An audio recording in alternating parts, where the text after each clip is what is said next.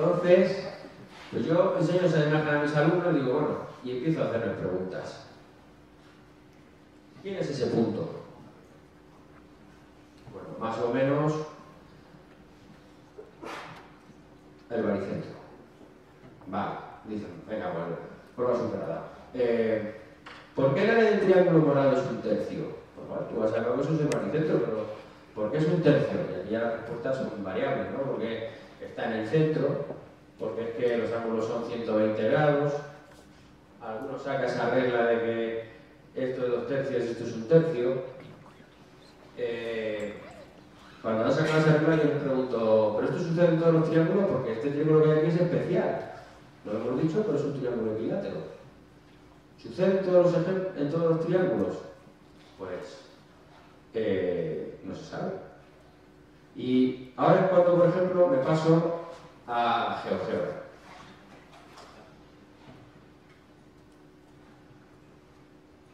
Aquí. Y como veis, después de esa pregunta, pues yo voy aquí y vuelvo a dividir el triángulo de abajo en 3 partes. Aquí las 3 partes ya se ven menos, así. Aquí ya, aquí ya se ve. Ese triángulo ya cuesta más ver que es la tercera parte del triángulo. Aquí hay que fijarse en la propiedad que he dicho antes de que en este triángulo estos 2 tercios y esto es 1 tercio de altura. O sea, eso ya, fijaros, solo con una imagen, todas las matemáticas que estamos sacando en el aula. Bueno, puedo volver a hacerlo y lo puedo hacer así todas las veces que quiera. Y fijaros, todavía no he usado el concepto que quiero explicar con esta imagen, que es la suma de la serie geométrica de razón 1 tercio. Porque fijaros, si yo ahora esto lo llevo en extremo, bueno, yo solo he hecho, me parece, que 7 casos, pero ya con 7 casos se ve. Porque el triángulo, ¿cuántas partes ha quedado dividida? Dividido en 2. La morada y la no morada. Y fijaros, no sé si lo veis aquí abajo, este triángulo es 1 tercio del área del triángulo, pero este es 1 tercio del tercio del área del triángulo, por lo tanto es un noveno. Y este es un 27avo. La suma de la parte morada, ¿qué es? La suma de la serie geométrica. Y como veis, el triángulo queda partido en 2. Luego la suma de la serie geométrica de razón 1 tercio es un medio. ¿Vale? Es un concepto que a mí me gusta mucho usar en clase.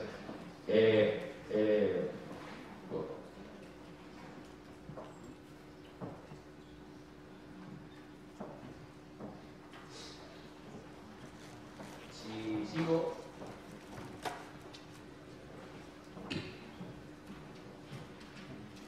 pues el siguiente que les muestro es el cuadrado. Pero el cuadrado es muy fácil, ¿verdad? Porque el cuadrado lo divido en 2 partes, claramente sabe que es un medio. Luego este rectángulo lo vuelvo a dividir en un medio, que va a quedar este morado, un medio, y al final, ¿qué color creéis que va a salir cuando yo termine de hacer el proceso? Pues todo morado. Por lo tanto, la serie geométrica de razón 1 medio, ¿qué suma? 1. Y con esta imagen, que la tengo en GeoGebra, pues se ve perfectamente. La cosa pues se puede seguir complicando y voy a empezar con esta. Fijaros, yo ahora pongo este cuadrado y lo he dividido en 5 partes. En 5 partes, no voy a decir igual, 5 partes. Y claro, empiezo a preguntar, ¿cómo calcularíais el área morada? ¿Cómo calcularíais ese área? ¿De qué medida partiríais? No hay medidas. ¿Qué medida pondríais? ¿Pondríais el lado del cuadrado, el lado de ese cuadrado, o este radio, porque es un polígono inscrito, o este radio? Bueno, depende de dónde partáis, en unas cuentas o en otras. Bueno, al final son todas las mismas, pero... pregunta, ¿coincide el área morada con el área de este cuadrado?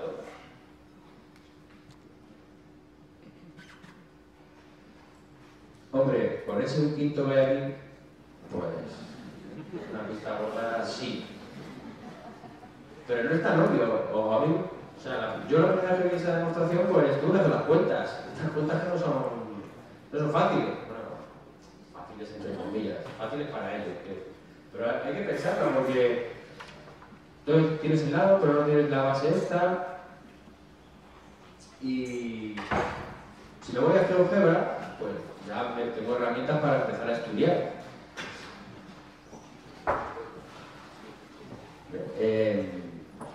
Abrimos el GeoGebra y fijaros, pues lo tengo aquí. Y claro, he puesto aquí unos circulitos, no sé si lo veis, para dar pistas. Y pues ya me sale un radio. Con este, por ejemplo, podéis poner que esto es 1, esto es raíz de 2. Y claro, necesito para calcular esto, necesito esta altura, que a lo mejor está relacionada con esto. O sea, al alumno, si le pones esta imagen, tiene que probar y experimentar y hacer cuentas. No solo la imagen es una demostración visual de la convergencia, ya veréis, pero si le pides que lo haga, pues tiene que hacer bastantes cuentas. Y una vez que lo ha pillado, que si lo creen, bueno, yo puedo llevar esto al límite y ver que la convergencia, la suma de la serie geométrica de razón quinto es un cuarto. Es decir, al final el cuadrado lo he dividido en 4 partes. Una vez que el alumno consigue entender esto, pues con GeoGebra es muy fácil porque se lo complico. He empezado por el ejemplo del cuadrado porque creo que se ve mejor. Porque si ya cuesta ver el trapecio en el cuadrado, pues en el triángulo yo creo que cuesta más todavía, ¿no? Porque tienes que hacer un acto de fe, como hacer las cuentas, y creo que esto cuadrado es lo mismo que el interior.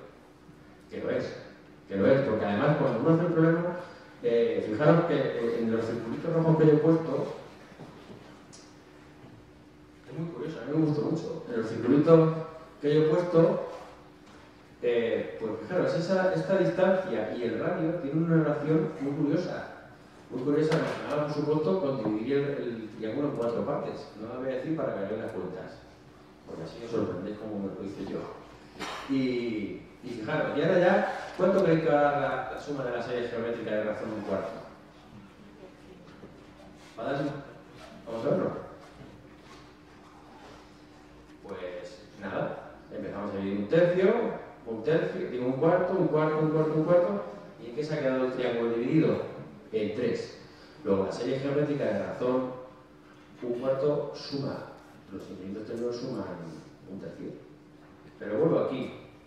Y claro, lo maravilloso del programa este es que yo he hecho el cuadrado, pero ahora voy a hacer el pentágono. Y puedo... lo voy a dejar así, claro. ¿Cuánto suma la serie geométrica de razón un sexto? Pues un quinto. Y puedo hacer pues el hexágono, el heptágono, puedo hacer lo que quiera. Y seguro que ya habéis deducido, no sé si lo sabíais, pues que la suma de la serie geométrica de razón 1 partido por n, pues es 1 partido por n menos 1. Por ejemplo, ¿no? Estas son imágenes y demostraciones sin palabras, pero muy engañosas porque son demostraciones sin palabras, pero no significa sin cuentas, porque cuentas hay que hacer unas pocas. O sea, y además engancha mucho a los alumnos porque están viendo el dibujo. O sea, ellos dicen que sí, profe, que sí. Yo sí, pero demostrarlo. O sea, demostrarlo. ¿Qué ahora si ya escribo esto?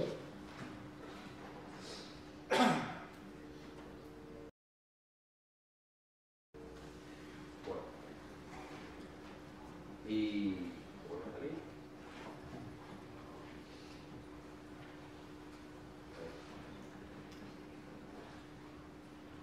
Bueno, y sigo. Bueno, se han ocupado un poco las imágenes visuales por temas, pero realmente, como son todos de geometría, pues se podría considerar toda geometría, pero bueno, la demostración tiene un concepto por detrás. Esta es otra que me gusta mucho porque a los alumnos siempre les mostramos el área de triángulos prefabricados, por así decirlo, ¿no? Y claro, con una herramienta como GeoGebra, pues los ángulos rompes un montón de reglas, porque puedes poner cualquier tipo de triángulo, porque puedes ver un montón de posibilidades, porque las cuentas te las hace el programa, Y tú te puedes centrar en lo que realmente interesa, que es, por ejemplo, aquí, la geometría que hay para poner esa fórmula. Y entonces yo muestro esta imagen a los alumnos con la fórmula y empiezo a preguntar, ¿quién es ese punto? Bueno, ese punto es el centro de la circunferencia que está ahí, ¿no? Pero hay que saber qué circunferencia es esa, ¿no? Fijaros que yo muestro las imágenes conforme avanzamos en el tema, pero hay a veces que no saben cómo llamar esa circunferencia, entonces lo tienen que averiguar. ¿Quién es ese punto? ¿Cuál es la distancia de ese punto a cada vértice, por ejemplo? Bueno, pues si tienen el fichero lo miren, pero luego hay que justificarlo. O una pregunta que yo les hago, a veces hago preguntas obvias, o no obvias, pero los alumnos no lo saben. Entonces, ¿estos triángulos son semejantes? ¿Son semejantes? A lo mejor para uno sabe la respuesta de forma fácil, pero hay que reflexionar. Los alumnos tienen que pensar. ¿Son semejantes? ¿Por qué es esta fórmula? ¿Por qué es esta fórmula? Aquí, ¿por qué es esta fórmula? Por eso lo preguntaba yo. Pues ahora cuando me vuelvo a pasar a GeoGebra, eso lo voy a dejar así preparado para el siguiente. Me paso a GeoGebra y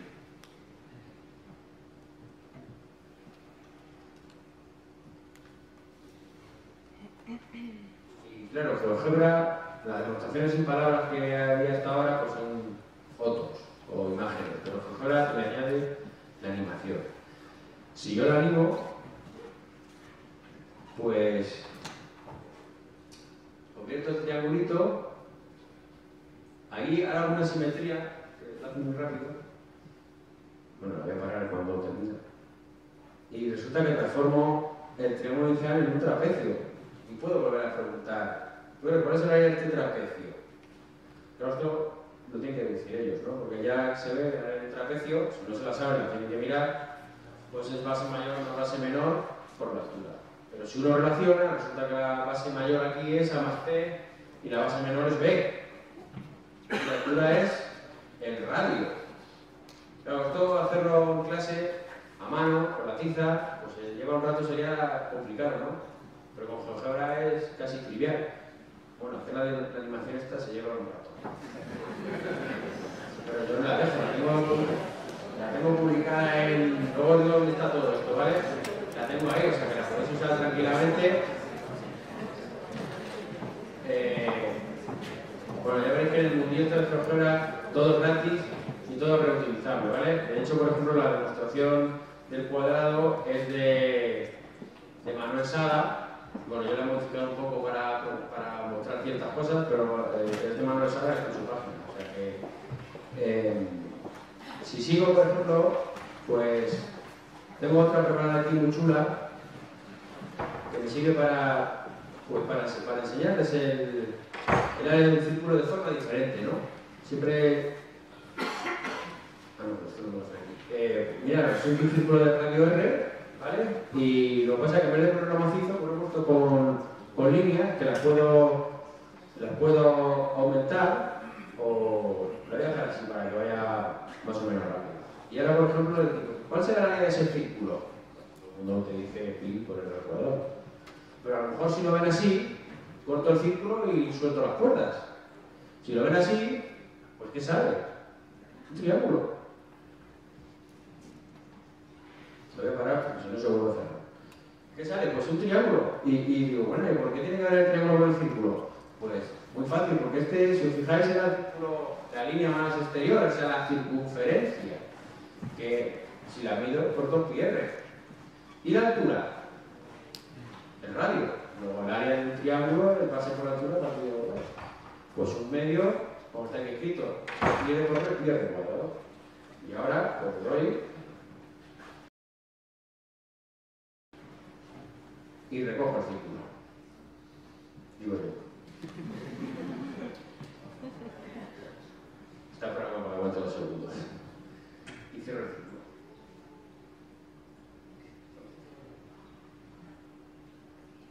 ¿Veis? Pues una imagen visual del área de un círculo que yo creo que a los alumnos se les queda. Si seguimos sigo con los ejemplos, de demostrar, pues este es otro, por ejemplo, que me gusta mucho. Ya ven que a veces esto me dice la gente, bueno, pero esto, ¿cómo lo relacionas con el currículum, ¿no? Con el temario? Pues como puedo. Pero bueno, es una broma, es que se puede relacionar. Lo que pasa es que no es una relación como estamos acostumbrados de seguir el capítulo del libro, ahora estamos epígrafe, teorema de Pitágoras. Son cosas, porque por ejemplo aquí esto lo podemos meter dentro del teorema de los triángulos rectángulos. Es una propiedad que tienen los triángulos rectángulos. Y tú coges un triángulo rectángulo cualquiera y trazas la bisectriz del ángulo recto y dibujas sobre la hipotenusa el cuadrado, pues resulta que esa línea divide el cuadrado en dos partes iguales, del mismo área. Y claro, yo pongo esta imagen y empiezo a preguntar, ¿tienen el mismo área? Bueno, damos por supuesto que sí. ¿Tiene el mismo área? ¿Qué sucede si doblo por la línea? ¿Qué sucede si doblo por la línea roja? Bueno, lo podéis coger un poquito, ¿verdad? Ahí está saliendo un poco. ¿Es obligatorio que el triángulo sea rectángulo? Porque claro, yo he empezado diciendo la bisectriz del ángulo recto en un triángulo rectángulo biseca al cuadrado de la hipotenusa. Como ya suele entender lo bueno en un niño. Pero vamos. Pero a mí una pregunta que me surge es, ¿hace falta que sea rectángulo? Pues no voy a decir. Yo tengo un fichero, los alumnos manipulan, si lo abrimos, pues la verdad que no tengo hecho solo con el triángulo rectángulo. Ya está pasada así, sí, pues no lo tengo.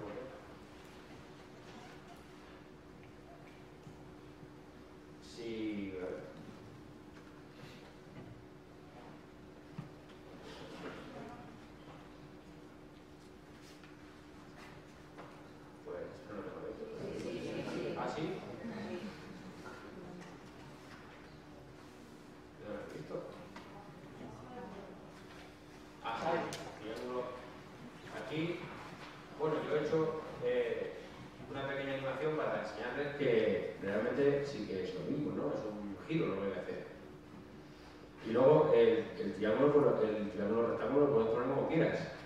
Pero es verdad que yo lo he hecho solo para que siempre sea rectángulo, pero otro ejercicio interesante, si ponéis el ordenador para llevarlo, es que hagan ellos la construcción. Y entonces, si la pregunta de ¿es necesario que sea rectángulo? Pues se responde sola, o cuando lo hacen, ven la respuesta. Eso sería, pues, si queremos ver demostraciones que tengan que ver con conceptos geométricos. Pero también demostraciones con conceptos numéricos. Por ejemplo, esta. Una propiedad curiosa que tienen los números, entre otras muchas, es que todo número impar es la diferencia de dos números cuadrados. Y muestro esta imagen. Y claro, ¿qué tiene que ver esto? Pues fijaros, el número impar es ese. Si lo contamos ahí, 1, 2, 3, 4, 5, 6, 7, 8, 9, 10, 11, 12, 13, 14, 15. Impar. Y luego este cuadrado y este cuadrado. No lo veis ahí, bueno, porque se ha torcido ahí un signo menos. Es decir, que si a este cuadrado le quito este cuadrado, pues se va a quedar por la línea azul, que es exactamente esa. Fijaros que solo con esta imagen ya se lleva un rato interpretarla. Y es solo un ejemplo, porque es 15 cuadraditos para expresar el número 15. Pero, y fijaros, cuando los alumnos hacen, ahora me lo fichero de GeoGebra para que lo veáis, cuando los alumnos hacen esto, descubren que 15, que es el ejemplo, pues es 64 menos 49, que es 8 menos 7, no falta mi paréntesis, 8 menos 7 por 8 más 7. Si hago un ejemplo como el 11, por ejemplo, pues sale 36 menos 25, 6 menos 5, 6 más 5. Y estáis pensando todos en qué. ¿Son consecutivos siempre? ¿O no? A lo mejor me acuerdo de lo que pensáis. Pero ¿salen bonitos consecutivos siempre? Bueno, pues abro mi fichero GeoGebra. Os recuerdo que está todo ahí publicado, ¿vale? No hace falta. Lo abro.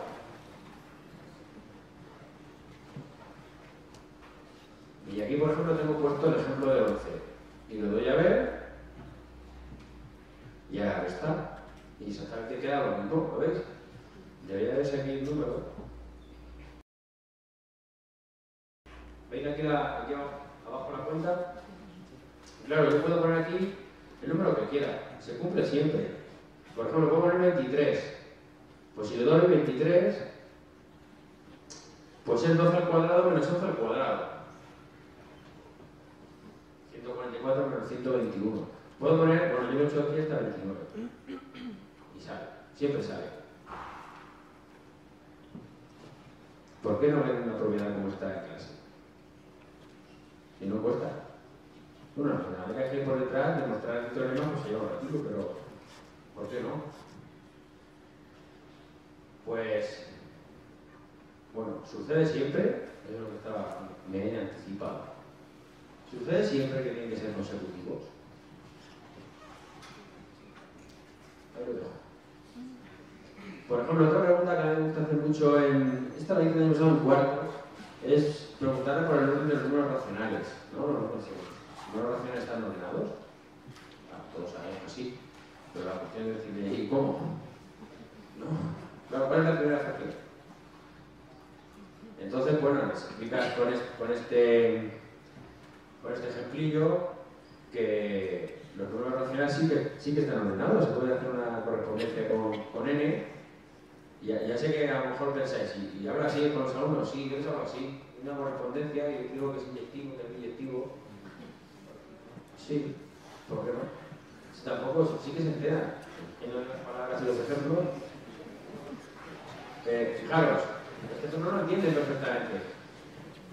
El numerador, el eje X va a ser el numerador, el eje Y va a ser el denominador y las intersecciones van a ser las fracciones, números enteros. Haciendo ese orden recuerdo todo. Entonces, durante un tiempo yo los tengo ahí pensando, venga, a ver cómo ordenamos los números racionales. Venga, ¿se puede? No se puede, profe, sí, se puede. Este ejemplo no se lo muestro, claro, esto es una demostración visual, pero si la pongo ya está la solución puesta. Entonces, aquí lo hago lo contrario.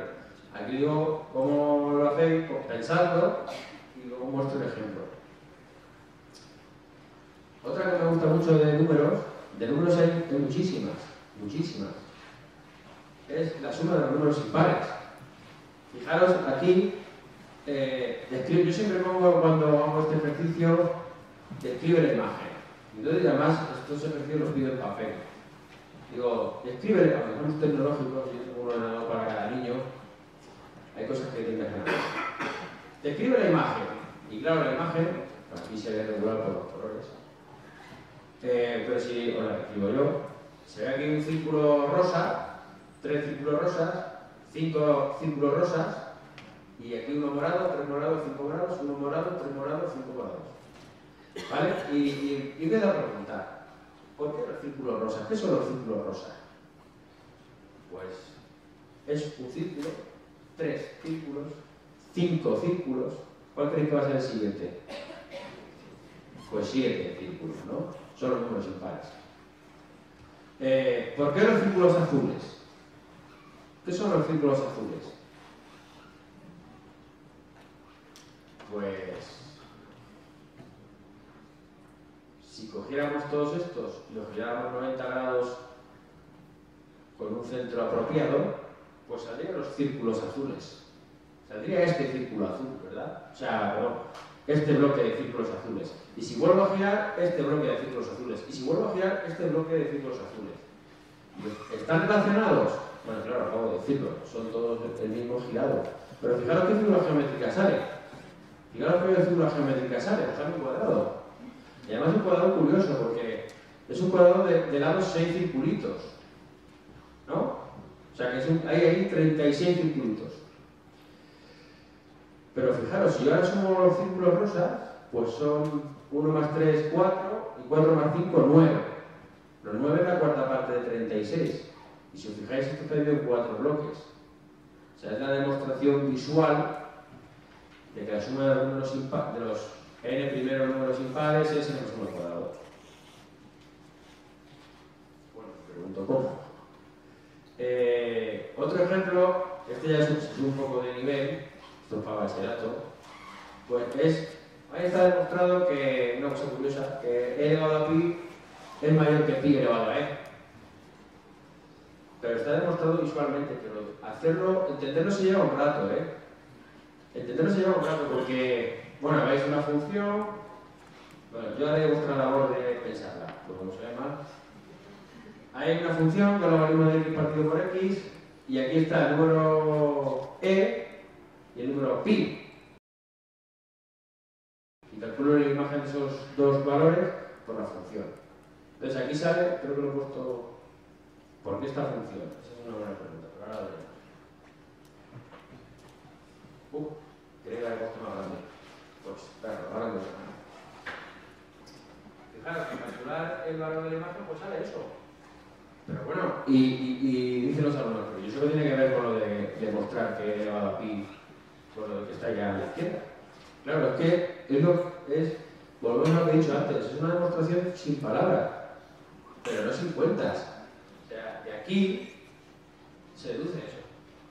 Pero hay que operar, hay que hacer cuentas, porque como veis aquí, bueno, a lo mejor para vosotros es fácil. Aquí es 1 partido por e y aquí es el logaritmo de pi partido de pi. Pero es que realmente de aquí se deduce eso. Pero hay que hacer cuentas. Cuentas que tienen que deducir ellos, claro. Otra que he puesto de ejemplo, bueno, esta la he puesto porque me gusta mucho, la verdad, muy visual. Que es pues, la integral entre 0 y pi medios del seno cuadrado de x diferencial de x. Fijaros, si dibujo la curva, pues tiene esa curva, pero como esto es el seno cuadrado de x, pues hasta 1 es el coseno cuadrado de x, ¿no? Y entonces esta curva divide al rectángulo en dos partes iguales. Pero ¿cuál es el área de ese rectángulo? Pues pi medio por 1. Pero como por la propiedad esta de las funciones trigonométricas, esta curva divide justo en dos. Y por tanto el área es pi cuartos. ¿Cómo va el tiempo? 10 minutos. Bueno, esta es un clásico que la pongo siempre, que es pues, ver la función que es la azul y su función derivada que es la verde. Entonces, el típico ejemplo que decimos para encontrar los máximos y los mínimos, hacemos una derivada y igualamos a 0, pues aquí estáis viendo que cada vez que la función derivada tiene un punto de corte, arriba pasa algo en la función original. Esto lo ven y lo pueden manipular y lo entienden perfectamente. Otra que me encanta mucho que la pongo es la desigualdad la relación que hay entre la media geométrica y la media aritmética. Y me encanta porque se ve perfectamente que la media geométrica es más pequeña que la media aritmética. ¿A que sí? Se ve perfecto. Ahora, echar las cuentas. Porque diréis, bueno, si este es A y este es B, ¿cómo sale raíz de A por B?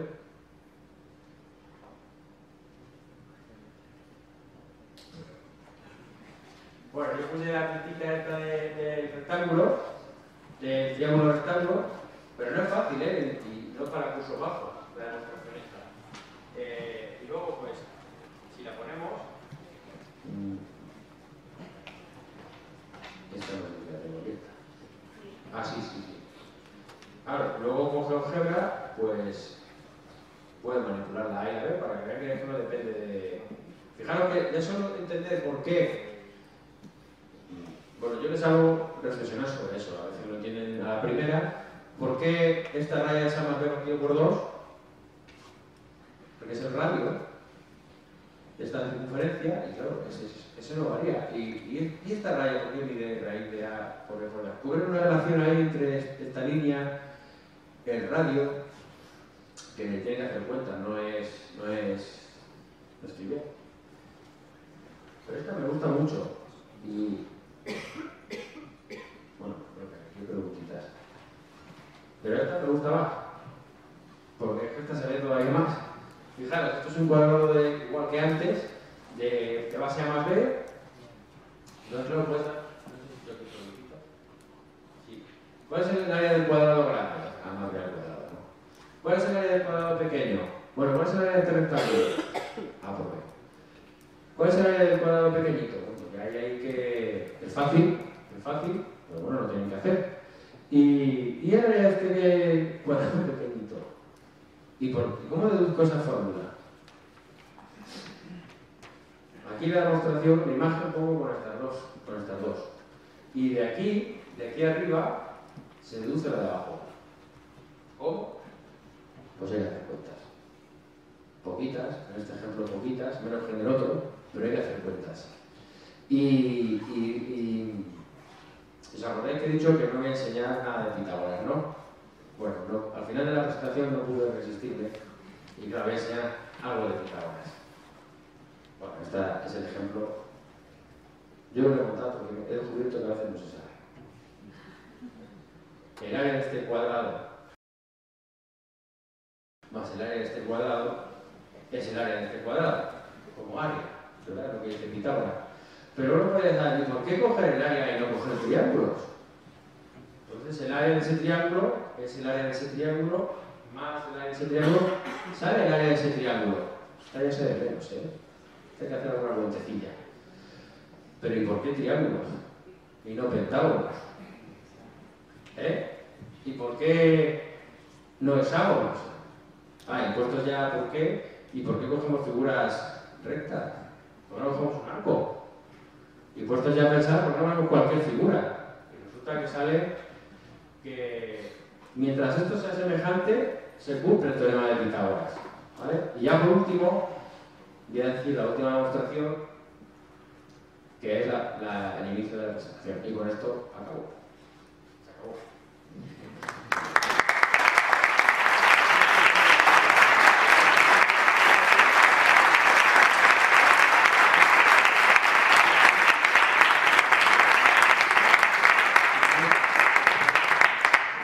¿Tenéis alguna pregunta? El vídeo de los números poligonales, ¿alguna referencia para buscarlo? Está en YouTube. ¿Qué ponen? Buena pregunta esa. Pues supongo que hay números poligonales. No, que el vídeo se llama así, números poligonales. Pero vamos, aquí se ve el blog que yo tengo, que es JE, no se ve, ¿no?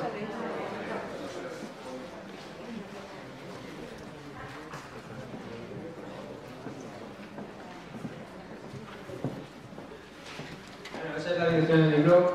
Ya os aviso, yo no lo actualizo diariamente. De hecho, lo que hoy no está puesto, pero estará. Vale, ahí pondré todos los ejemplos.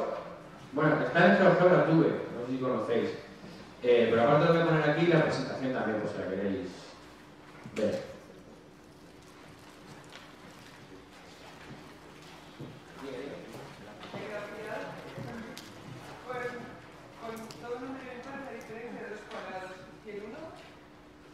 Pues todo el número impar mayor que 1.